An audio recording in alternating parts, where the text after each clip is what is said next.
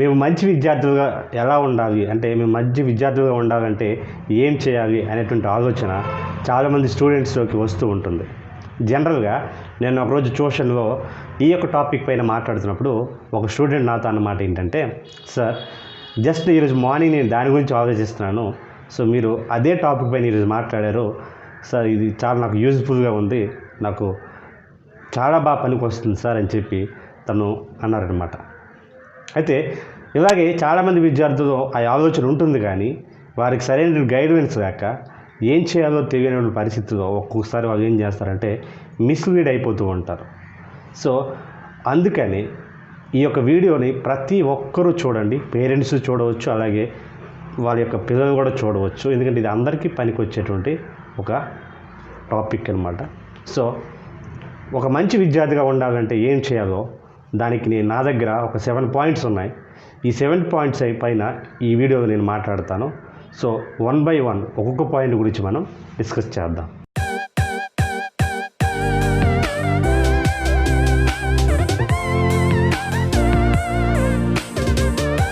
So first point ఏంటంటే perform well at school.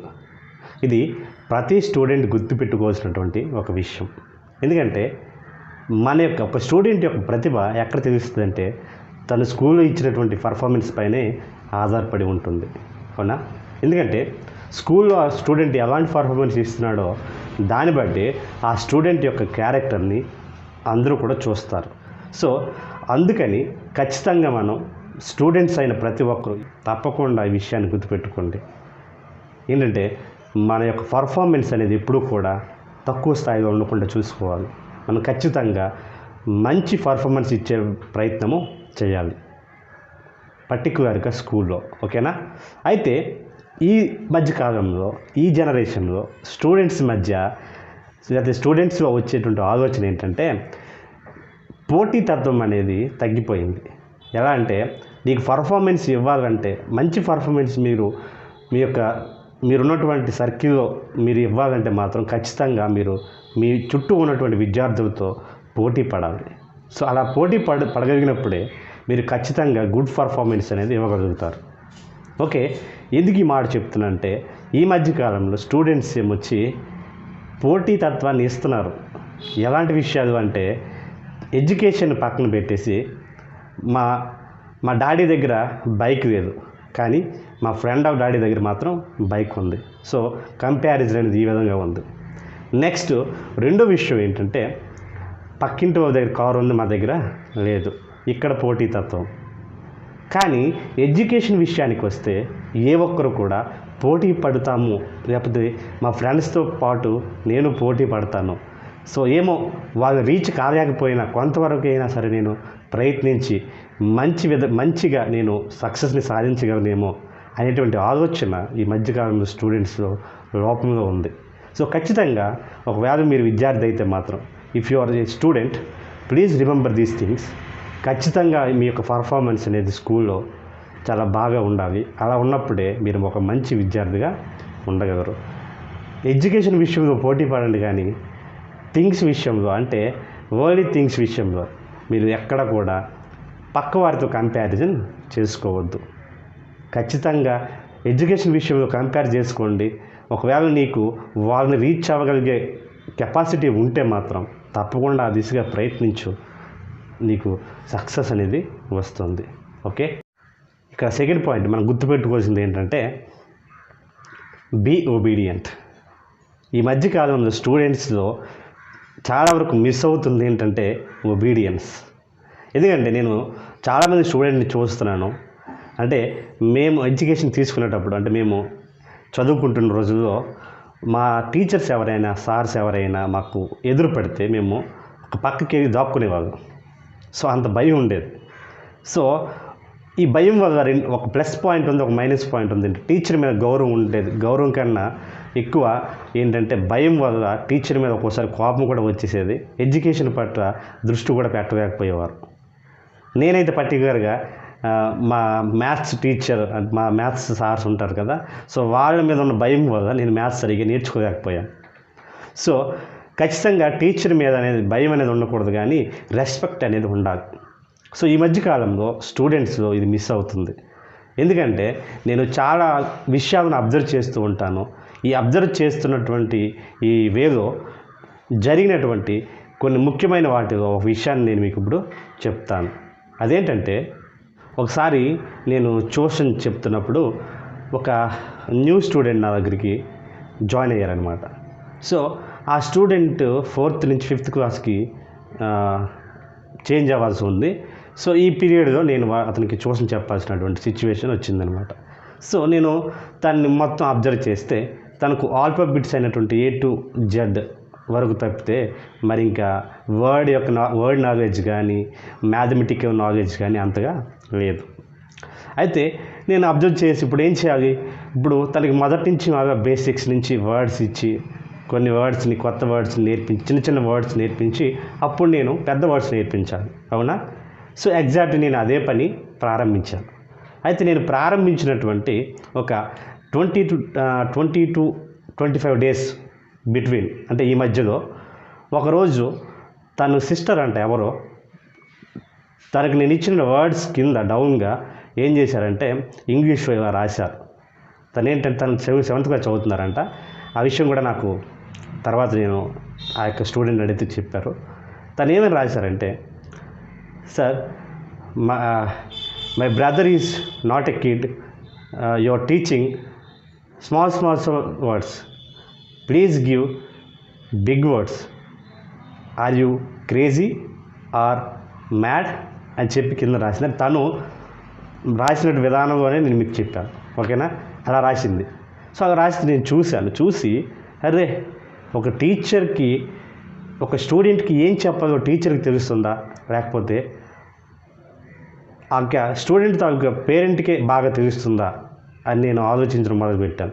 జనరల్గా అయితే ఒక స్టూడెంట్ యొక్క కండిషన్ బట్టి టీచరే తనకి ఏం చెప్పాలో అనేది నిర్ణయిస్తాడు, డిసైడ్ చేస్తాడు. అయితే ఇక్కడ జరిగినటువంటి విషయం ఏంటంటే, తను అలా రాసేటప్పుడు నేనేం బాధపడలేదు. ఎందుకంటే ఒక చిన్నపిల్ల అన్న మాటలకి నేను అయితే నేను టీచర్నే కాదు. ఎందుకంటే ఒక డాక్టర్ దగ్గరికి వెళ్ళామనుకోండి, ఆ డాక్టర్ పేషెంట్కి ట్రీట్మెంట్ ఇస్తాడు, కానీ పేషెంట్తో పాటు వచ్చినటువంటి వ్యక్తి డాక్టర్కి, సార్ డాక్టర్ గారు మీరు ఇలా చేయండి అని చెప్తే ఆ డాక్టర్ ఏమంటాడు, నేను డాక్టరా నువ్వు డాక్టర్ అని అడుగుతాడు, అవునా? అంటే ఒక టీచర్కి ఒక స్టూడెంట్కి ఏం నేర్పించాలో టీచర్కి బాగా తెలుస్తుంది.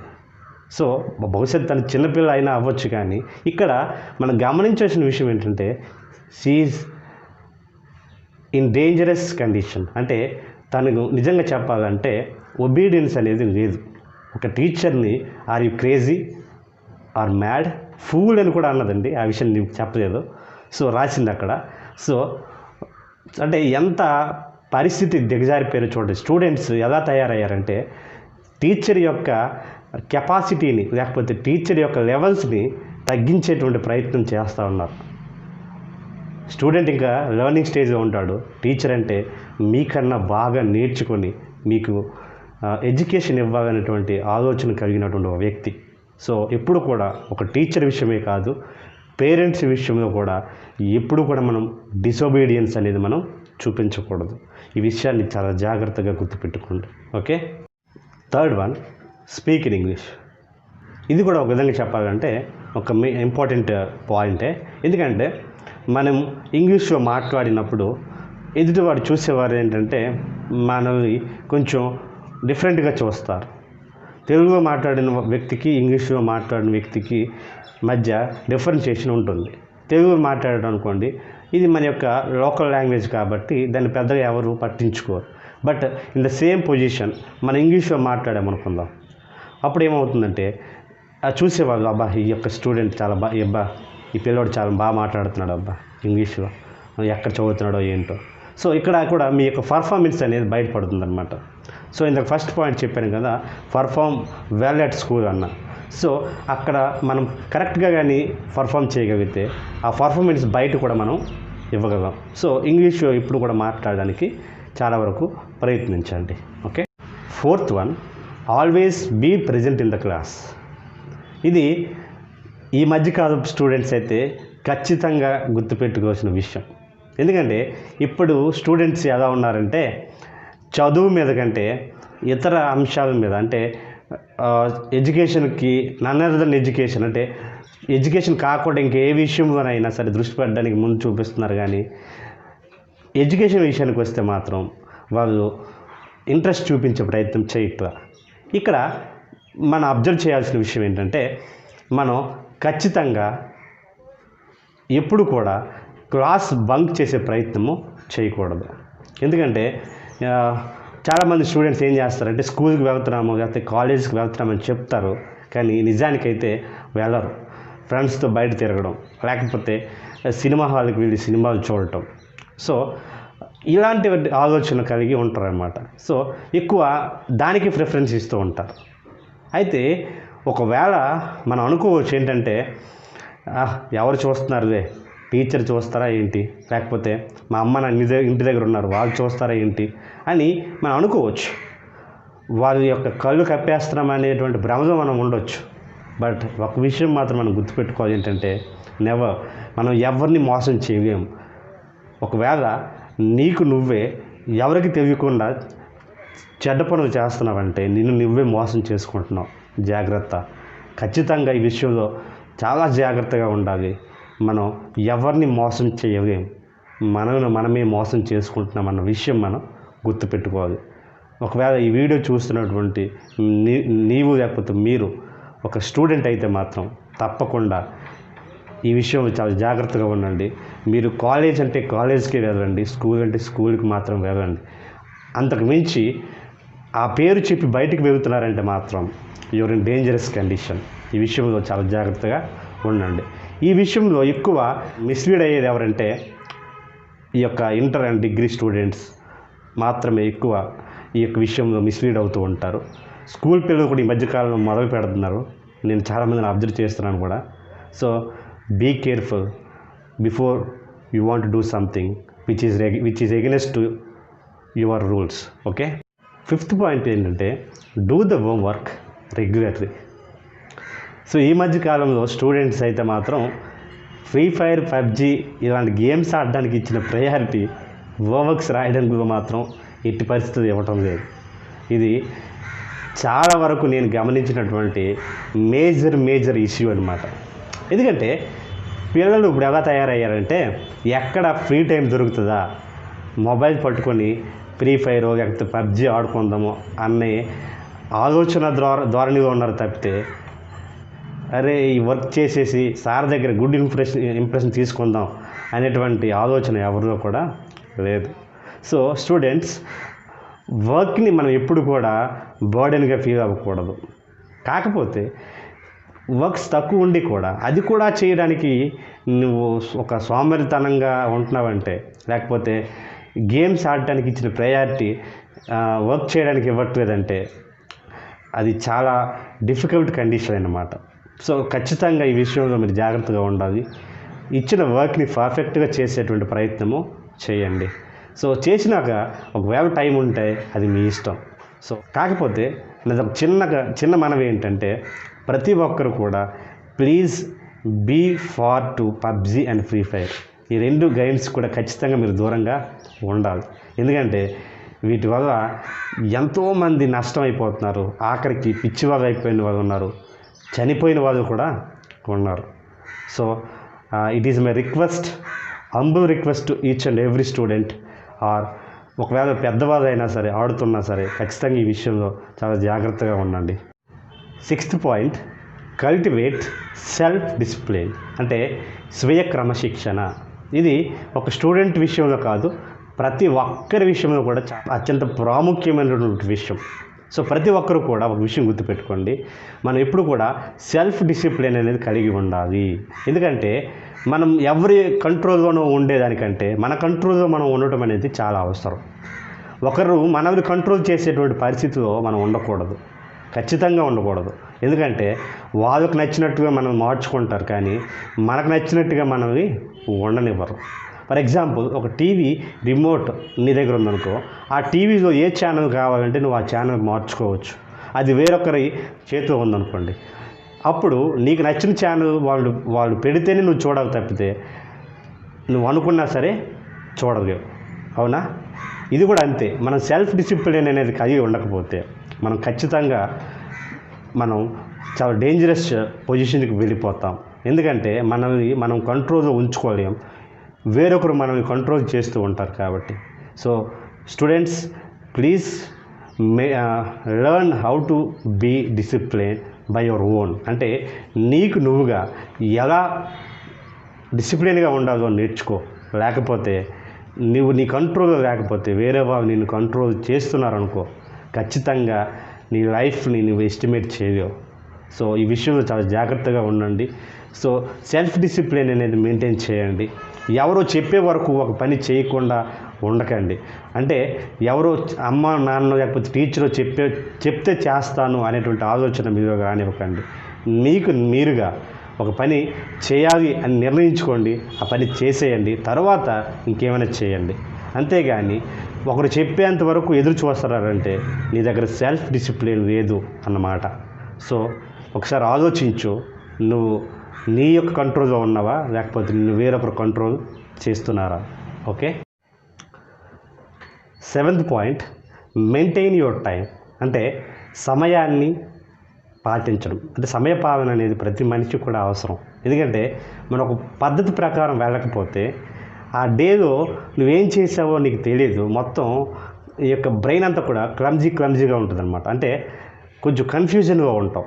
సో మనం ఎప్పుడు కూడా ఒక డేని ముందుగానే ప్లాన్ చేసుకొని ఆ పద్ధతి ప్రకారం, ఆ ప్లాన్ ప్రకారం ఆ డే అంతా కూడా ఫాలో అవ్వండి. అలాంటప్పుడు ఏమవుతుందంటే మీరు ఖచ్చితంగా మీకు మంచి ఫలితాలు అనేవి వస్తాయి. ఎందుకంటే ఒకరోజు గడిచిపోయిన తర్వాత, సపోజ్కి మీరు ఒక రోజున ఒక చక్కని ప్లాన్ వేసుకున్నారు, ఆ ప్లాన్ ప్రకారం అన్నీ చేస్తున్నారు. అప్పుడు ఆ డే ఎండింగ్లో మీకు మనసు ప్రశాంతంగా ఉంటుంది. అబ్బా, ఈరోజు నేను చేయాలనుకున్న పనులు అన్నీ కూడా పూర్తయిపోయి అని మీరు హ్యాపీగా ఫీల్ అవుతారు. సో మీకు కూడా సంతృప్తికరంగా ఉంటుంది. అంటే సెల్ఫ్ సాటిస్ఫాక్షన్ అనేది వస్తుంది. ఓకేనా? తప్పకుండా మనం సమయపాలన అనేది పాటించాలి. లేకపోతే మనం ఒక గుడ్ స్టూడెంట్గా ఉండలేము. ఎవరైనా సరే, ఒక టీచర్ అయినా, ఒక స్టూడెంట్ అయినా, ఏ పనిలో ఉన్నవాడైనా, ఎవరైనా సరే సమయపాలన అనేది కంపల్సరీ అవసరం. అంటే ఒక టైం ప్రకారం, ఒక ప్లానింగ్ ప్రకారం తన యొక్క డే యాక్టివిటీస్ అన్నీ కూడా ప్లాన్ చేసుకున్నప్పుడే వాళ్ళు తప్పకుండా మంచి ఫలితాలు చూస్తారు, హ్యాపీగా ఉండగలుగుతారు. లేకపోతే ఏవో పిచ్చి ఆలోచనలు వచ్చేస్తాయి. If you are a student, ఒకవేళ మీరు విద్యార్థి అయితే మాత్రం తప్పకుండా మీ యొక్క డేని మీరు ప్లాన్ చేసుకొని పద్ధతి ప్రకారం, మీరు ప్లాన్ చేసుకున్న ప్రకారం ఆ డేని మీరు కంటిన్యూ చేయండి. తప్పకుండా మీకు మంచి రిజల్ట్స్ అనేవి వస్తాయి. సో చూశారు కదా, ఇవి ఒక మంచి విద్యార్థిగా ఉండాలి అనుకునే ప్రతి ఒక్కరికి పనికొచ్చే 7 పాయింట్స్ గురించి ఇప్పుడు నేను మాట్లాడాను. సో ఖచ్చితంగా ఈ యొక్క రూల్స్ అన్నీ కూడా ఫాలో అవ్వండి. సో దట్ మీరు మంచి రిజల్ట్స్ చూస్తారు, మీరు ఒక గుడ్ స్టూడెంట్గా ఉండగలరు. ఓకే. నేను చెప్పినటువంటి పాయింట్స్ ఏవైనా మిస్ అయిపోతున్నారు అనుకుంటే ఇప్పటికైనా మీ యాటిట్యూడ్ మార్చుకోండి. ప్రతి మనిషికి కూడా మంచి చేయాలనేటువంటి ఆలోచన ఉంటుంది. కాకపోతే పరిసర ప్రభావాలు లేకపోతే ఇతరుల వలన, అంటే మన సెల్ఫ్ కంట్రోల్గా మనం ఉండలేకో, ఎవరో మనం కంట్రోల్ చేయడం వల్ల మనం ఏంటంటే అనుకున్నవి చేయలేం, అనుకున్న లక్ష్యాలను చేరలేం. సో ఖచ్చితంగా మీరు చేరాలనుకునే ఉద్దేశం ఉన్నవాళ్ళు ఈ పాయింట్స్ అన్నిటిని కూడా మైండ్లో గుర్తుపెట్టుకోండి, వీటిని ఫాలో అవ్వండి. Definitely you can be a good student. Okay. Thank you for watching. ఈ వీడియో కానీ మీకు నచ్చి తప్పకుండా ఈ వీడియోని షేర్ చేయండి. Thank you once again. Let us meet again in the next video. Until then, bye. This is Prashant signing off.